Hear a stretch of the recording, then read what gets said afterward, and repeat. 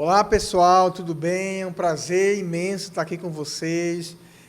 Quero logo de antemão dizer que estamos com saudade, todos os professores estão com saudade de vocês, vocês são preciosos para nós, tá certo? E eu quero de antemão dizer o seguinte, nós não estamos de férias, entenderam? Ninguém está de férias, a escola não está de férias, estamos passando esse momento aí, que Natal, o Brasil todo está passando, mas vai passar rapidamente, logo logo a gente vai estar juntos aí com vocês e vamos estar brincando, sorrindo juntos aí, tá certo? Então sejam bem-vindos e hoje vou estar compartilhando com vocês um conteúdo, tá certo? Um conteúdo online de um dos capítulos do seu livro. Vou mostrar para vocês aqui agora, por exemplo, certo? Hoje nós vamos estar aprendendo, pega o seu livro aí, livro Cuidador, página 24.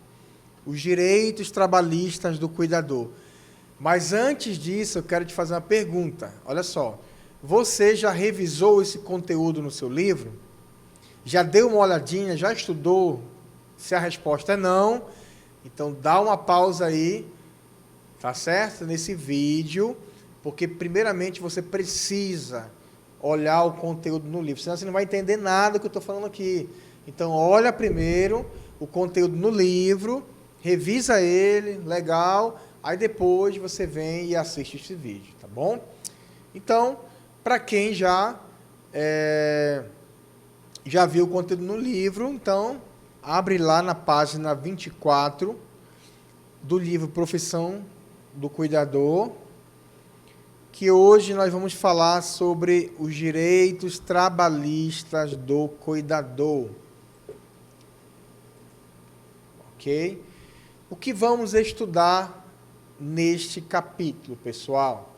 Olha só o que está no slide aí. Vamos aprender neste capítulo sobre a atividade de cuidador como ocupação e quais os tipos de contrato e os direitos trabalhistas de cada grupo. Aqui comigo, pessoal, olha só. Vocês precisam, assim como eu falei na outra aula, sobre os direitos do idoso, o Estatuto do Idoso e as políticas nacionais de saúde da pessoa idosa, é importante vocês conhecerem a legislação do idoso, sim. Sim, é necessário. E aqui também é um assunto voltado a vocês. Ou seja, vocês precisam entender e conhecer quais são os direitos de vocês. O que a nossa legislação brasileira, trabalhista, fala sobre vocês, sobre a profissão de vocês, certo? Até para que vocês não sejam enganados por nenhum patrão, por nenhuma empresa. Então, essa aula, minha gente, fica ligado aí, que ela é super, super importante, ok? Por isso que é importante ler o livro, depois assistir o vídeo. Vamos lá? Tipos de contrato de trabalho. A primeira coisa que eu quero falar para vocês aqui é quais são os tipos de contrato de trabalho. Tá, a nossa legislação trabalhista, CLT, ela permite vários tipos de contrato de trabalho, ok? E aí eu vou falar para vocês os principais, ou os que são mais utilizados hoje no dia a dia das empresas e que provavelmente uma empresa, ao contratar você, vai usar esse tipo de contrato, ok? Vamos focar nos principais e nos mais utilizados. Bem, número 1. O primeiro tipo de contrato é o tipo de contrato por tempo determinado. Pessoal, como é que funciona o tipo de contrato por tempo determinado? Olha o que diz o slide aí. Esse tipo de contrato é o que possui uma data pré-fixada, o próprio nome fala, contrato determinado, ou seja, ele tem início e tem uma data final, ok?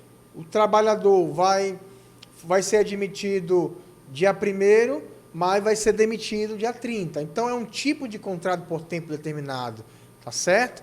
O prazo para a finalização desse contrato por tempo determinado, grava bem isso, não pode ultrapassar 2 anos. Então, essa modalidade de contrato não pode ultrapassar de 2 anos.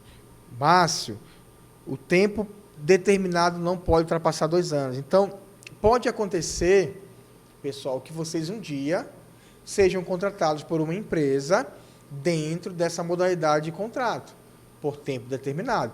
E aí, é justamente para o profissional não ficar assustado.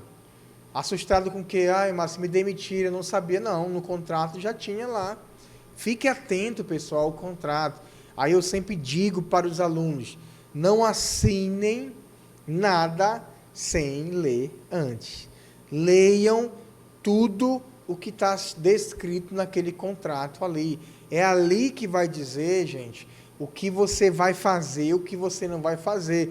Tem muito cuidador que às vezes fala comigo assim, me contrataram na carteira como cuidador, mas eu lavo louça, eu lavo casa, eu lavo roupa. Ah, eu estou sendo enganado. Espera aí. Não necessariamente pode estar sendo enganado. O que eu digo para essa pessoa? Me mostre o contrato de trabalho.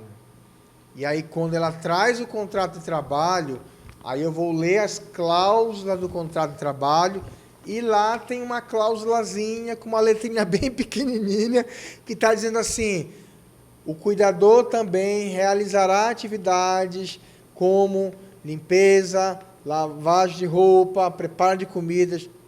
Aí você não leu, você assinou e aí você, infelizmente, vai ser obrigado a fazer aquilo. Se você se rejeitar a fazer, você está fazendo, está quebrando o contrato. Isso aí pode acarretar até numa justa causa para você. Então, atente ao contrato, atente aos detalhes. Segundo tipo de contrato, gente, é o contrato de trabalho por tempo indeterminado. Ok? Contrato de trabalho por tempo indeterminado. Nesse tipo de contrato, não existe um prazo, tá, final estabelecido. Não existe um prazo estabelecido para o fim, para o término. Ele é indeterminado. Tá? E, geralmente, ele está ligado ao contrato de trabalho por tempo de experiência. Ok, olha só. O contrato de trabalho, que é outro tipo de contrato de trabalho aqui, ó, vou mostrar para vocês aqui. Deixa eu voltar aqui rapidamente. Ó, o outro tipo de contrato de trabalho é o contrato de experiência. Está bem aqui, ó. Contrato de experiência. Estão vendo aqui, ó? Contrato de experiência.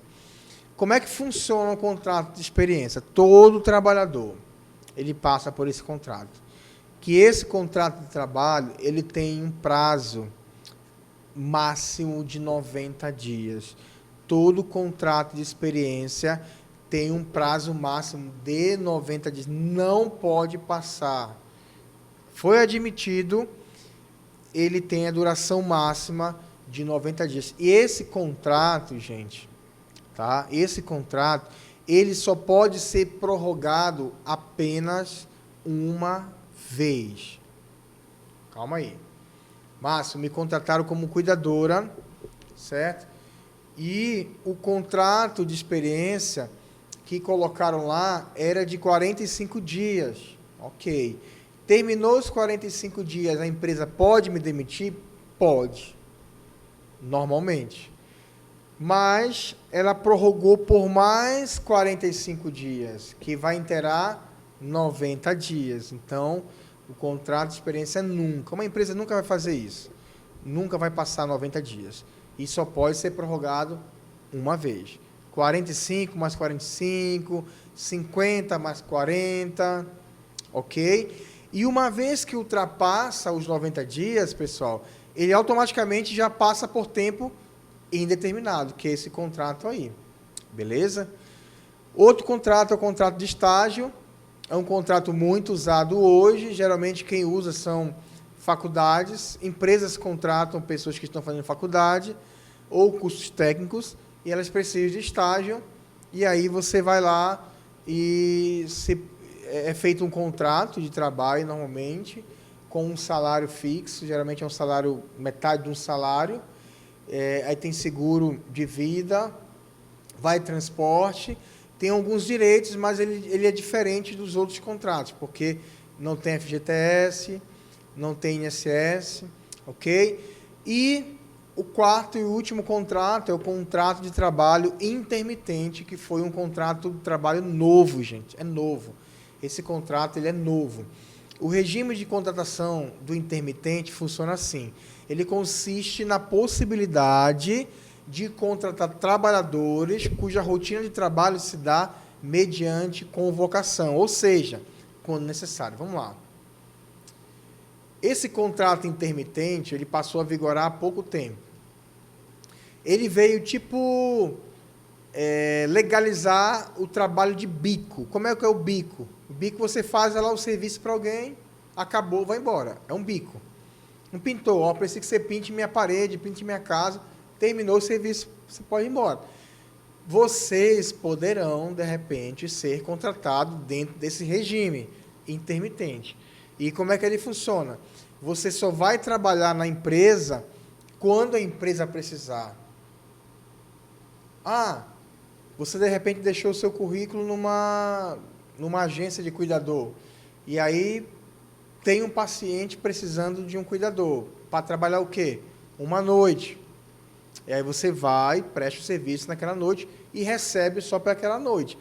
Mas tem registro em carteira? Tem. Tem registro em carteira, tem direito às férias, mas você fica em casa e só vai trabalhar quando a empresa precisar. E só vai receber também quando prestar serviço para a empresa, certo? Tem direito a férias, tem direito a FGTS, tem direito a INSS, porém, você só vai trabalhar quando a empresa precisar.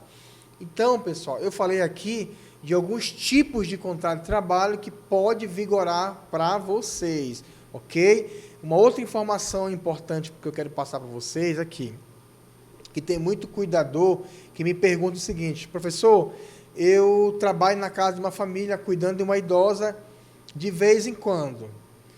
Olha o que diz esse slide aí. Quando é que a Justiça do Trabalho ela vai caracterizar que houve vínculo empregatício? Porque a pessoa diz, nunca assinaram minha carteira. Vamos lá. Existem 3 pontos, 3 princípios que a nossa legislação trabalhista ela julga para considerar se houve vínculo empregatício ou não. Primeiro, é se aquele trabalho não foi desenvolvido de forma eventual. Foi eventual? Sim. Então, não é vínculo empregatício. Foi uma vez aqui, a outra foi no outro mês, então, não é. Mas se houve eventualidade da prestação de serviço, ou seja, todo final de semana eu estava lá. Opa, já tem um princípio aí. O segundo princípio, houve controle de ponto, foi controlado a minha entrada e minha saída, houve subordinação? Se houve subordinação e controle de entrada e saída, mais um princípio que vai caracterizar que houve vínculo empregatício. E terceiro, é quando o ramo de atividade da empresa tem algo ligado ao serviço prestado pelo profissional. Se tem algo ligado? Tem. Então, aí vai ser julgado pela Justiça Trabalhista e vai ser caracterizado vínculo empregatício. E, por último, gente, para encerrar, CBO. O que é CBO? Classificação Brasileira de Ocupações. Porque eu acho que você acompanhou nos jornais, que a profissão de cuidador ela não foi regulamentada ainda. A profissão de cuidador ela não foi regulamentada. O nosso presidente ele não assinou, ele não regulamentou a profissão de cuidador. Aí você pergunta, professor, então como é que eu vou exercer a profissão de cuidador, a atividade, melhor falando, de cuidador, se a profissão não foi regulamentada? E aí entra em ação essa letrinha, essas 3 letras CBO, que é a Classificação Brasileira de Ocupações. Toda ocupação no Brasil, ela precisa ser oficializada. E a sua profissão, que é a profissão de cuidador, ela é regulamentada, sim, pelo Ministério do Trabalho. Não como profissão, mas como ocupação. Isso permite o quê? Que você exerça essa atividade e que na sua carteira seja assinada cuidadora. E o CBO é uma classificação numérica. Eu vou te mostrar aqui, ó. E aonde que você está? No CBO 516210. tá? No CBO 516210, que fala da ocupação de cuidador de criança e de jovens. Tá certo, pessoal? Então, foi um prazer imenso estar aqui com vocês hoje, compartilhando esse conteúdo online. Mais uma vez, nós não estamos de férias, estamos trabalhando. Na sua casa aí, estuda o seu livro, pega esse seu material aí, devora ele, vai para a internet, pesquisa, tá certo? E eu quero te dar o último aviso aqui, muito importante para você, é que o pessoal do CRA, gente, atenção, olha só, o pessoal do CRA vai estar entrando em contato com você e vai estar enviando um pequeno questionário sobre esse conteúdo aqui que eu acabei de falar para você.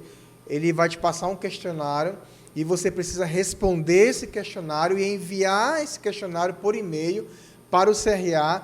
Nós, professores, vamos vamos corrigir esse questionário, certo? E esse questionário, uma vez respondido, uma vez corrigido, vai valer como presença na sua pauta, ok? Por isso não demora muito, responde, envia e aí sucesso total para vocês. Então, pessoal, um forte abraço, até o nosso próximo encontro aí e que Deus abençoe vocês. Valeu!